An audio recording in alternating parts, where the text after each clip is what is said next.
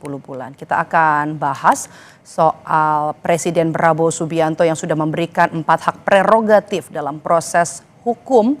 3 diantaranya merupakan perkara korupsi. Lalu bagaimana perkara mantan Dirut ASDP Ira Puspadewi menjadi momentum untuk bisa mengevaluasi KPK dalam penanganan kasus-kasus korupsi. Kita bahas bersama dengan pakar hukum pidana Universitas Jenderal Sudirman, Profesor Hipnu Nugroho. Selamat petang, Prof. Hipnu dengan Maidop.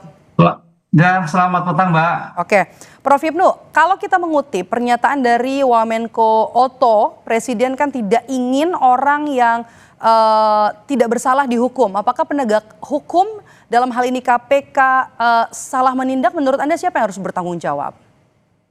Ya, gini Mbak, kalau menurut saya agak berbeda ya. Karena putusan ini adalah sudah putusan selesai, inkrah, dan ternyata terbukti. Kan gitu kan? Ini yang kita aspek norma. Tapi kalau kita melihat sebagai aspek pemberian rehabilitasi itu pengembalian kedudukan seseorang seperti keadaan semula.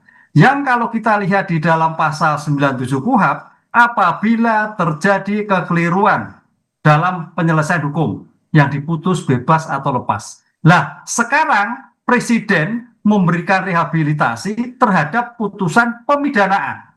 Kan itu, Mbak. Oleh karena ini sebetulnya ada suatu sistem yang berbeda. Kalau kita melihat sebagai rehabilitasi, tadi hanya bebas dan lepas, tapi ini pemidanaan. Oke, berarti kalau kita sepakat dengan apa yang disampaikan Pak Otto, adalah rehabilitasi itu hak Presiden untuk memberikan kedudukan apapun persoalan hukumnya, kan gitu kan. Oleh karena itu dalam ini agak sedikit berbeda, ada pendekatan hukum dan pendekatan politik. Nah, yang jadi problem tampaknya melihat Presiden melihatnya keadilan yang dalam peradilan, vonis dalam keadilan, tampaknya berbeda dengan keadilan yang ada dalam masyarakat substansif. Apalagi sudah ada suatu pendapat-pendapat yang saya gitu, pendapat-pendapat yang didengar oleh perusahaan, oleh Presiden.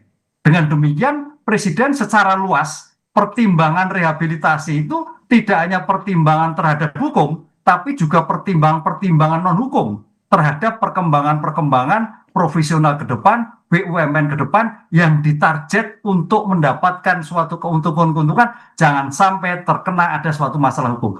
Ini yang saya melihat seperti itu, Mbak. Oleh karena itu memang tadi kalau pertanyaan Mbak Ida terhadap evaluasinya ya, KPK, Kejaksaan Agung, polisi harus melihat secara objektif.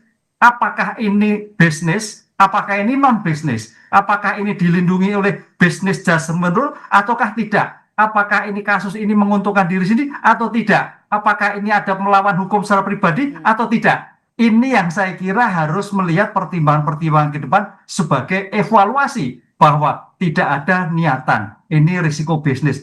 Pertentangan itu tipis, tapi perlu ada suatu kehati-hatian dalam menjalankan putusan sehingga jangan sampai terjadi permasalahan seperti ini. Oke, ini adalah kasus korupsi ketiga di mana Presiden Prabowo Subianto ini menggunakan hak istimewanya begitu ya. Apakah kemudian celah pelanggaran ini masih bisa diusut?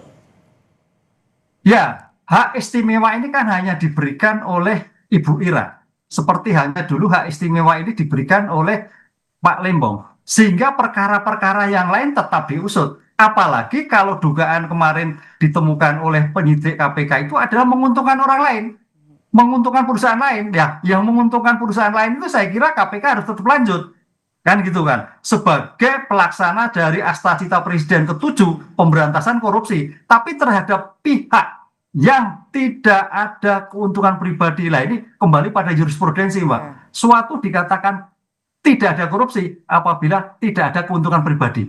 Itu satu. Kedua, kepentingan umum dilayani.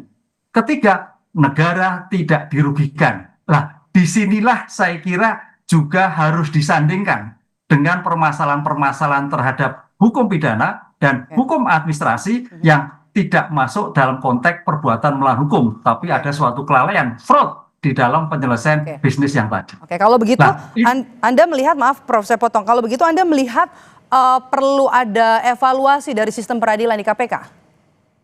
Ya, saya kira bukan sistem evaluasi ya, tapi pemahaman tentang aktus rusnya, tentang objek perkaranya. objek perkara ini tentang apa? Oh, tentang bisnis, sehingga harus hati-hati. Karena bisnis dilindungi dalam business judgment rule. Ini suatu sikap, tidak ada kelalaian, tidak ada benturan, kemudian ada mitigasi, semua mekanisme dilakukan. Karena dalam hal seperti ini memang agak sulit ya. Dalam bisnis itu kalau kita baca, situasi yang tidak kepastian, ekosistemnya banyak, ada aturan, ada politik, ada biaya harga yang membengkak. Tapi kalau bicara hukum pidana, ada harus kepastian. Lah, singgungan ini Mbak, saya kira tidak hanya KPK lah, semua penegak hukum yang ketika melakukan suatu pemeriksaan bisnis BUMN harus hati-hati. Makanya tadi Presiden pesannya ini kayaknya kita melihat ke depan dalam hal bisnis harus hati-hati. Karena kompleksitasnya luas, ekosistemnya luas, sehingga tidak ada dilihat satu persatu, tapi suatu kompleks yang banyak. Harus hati-hati, apalagi dalam bisnis tugasnya adalah mendapatkan keuntungan yang sebenarnya kepada negara. Oke, apakah kemudian bisa dibilang rehabilitasi termasuk intervensi penegakan hukum? Kita tahu pemberian rehabilitasi kan jadi salah satu hak istimewa dari Presiden, diatur juga dalam konstitusi. Oke, dalam pemberiannya apakah kemudian juga apa batasnya pemberian rehabilitasi dan juga intervensi penegakan hukum? Ya, kalau dikatakan intervensi ya bisa jadi ya, karena kalau kita bicara rehabilitasi itu rehabilitasi dalam KUHP itu apabila ada suatu kesalahan hukum, itu pasal 97 KUHP, rehabilitasi. Tapi kalau rehabilitasi sebagai hak prerogatif Presiden bisa mengambil alih, bisa mengintervensi. Pandangannya tidak hanya hukum, termasuk non-hukum tampaknya Mbak. Kan begitu. Termasuk kalau kita lihat kemarin abolisi, itu tidak hanya hukum, termasuk non-hukum. Termasuk amnesti, termasuk non-hukum. Jadi penyelesaian hukum dalam suatu sekarang itu ada penyelesaian hukum, ada penyelesaian hukum politik tadi. Lah, oleh karena itu saya kira melihatnya sebagai bentuk hak prerogatif itu bagian dari intervensi negara sebagai kepala negara dalam rangka untuk bisa menghentikan perkara-perkara ini sebagai evaluasi ke depan. Kan gitu. Karena tampaknya Presiden melihat keadilan itu di mana ini? Apakah keadilan dalam ruang persidangan ataukah keadilan di luar persidangan? Lah, dalam situasi seperti ini kan banyak cerita, banyak gambaran-gambaran yang menyebabkan tampaknya ini tidak seperti itulah. Disitulah Presiden melihat sebagai bentuk kegamangan, kegalauan, kemudian ada situasi yang chaos untuk menjadikan suatu permasalahan itu cukup selesai. Presiden mengambil alih dengan memberikan suatu rehabilitasi, amnesti, ataupun abolisi, seperti itu. Oke, terakhir Prof. Hipnu, jadi kedepannya bagaimana menurut pandangan Prof. Hipnu agar nanti dirut BUMN dalam kerjanya, dalam mengambil keputusan ini ada unsur kehati-hatian, bagaimana agar tidak kemudian terjerat dalam kasus korupsi dan juga tindak pidana? Ya, kembali pada konsep yang melindungi adalah business judgment rule ya. Bisnis itu, BJR itu harus saya kira diterjemahkan kembali. Sebetulnya kalau ada kelalaian, ada kecurangan, fraud, itu seperti apa? Kan itu Mbak. Ini harus dilihat. Jadi suatu teori kan berubah sesuai dengan dinamika masyarakat, sesuai dengan perkembangan yang terjadi. Sehingga konsep-konsep itu harus secara spirit, rigid, lex texte di dalam suatu perusahaan harus jelas. Jangan sampai tingkat kehati-hatian yang dilakukan dilanggar. Misalkan kalau kita mendengar KPK, ini sudah diperingatkan tetapi nekat, sudah ada evaluasi, sudah ada ini dan sebagainya. Nah itu yang benar yang mana kalau kita lihat dalam suatu dakwaan dan kalau kita lihat baca putusan seperti itulah.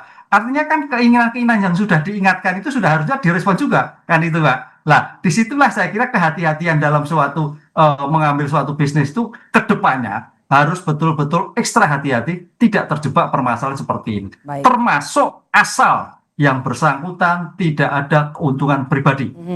Negara tetap diuntungkan. Baik. Kepentingan umum dilayani. Itu prinsip dasar untuk terbebas dari suatu masalah korupsi. Baik, terima kasih sudah memberikan informasi dan juga pandangannya di Kompas Petang hari ini. Pakar Hukum Pidana Universitas Jenderal Sudirman, Profesor Hipnu Nugroho. Sehat selalu, Prof.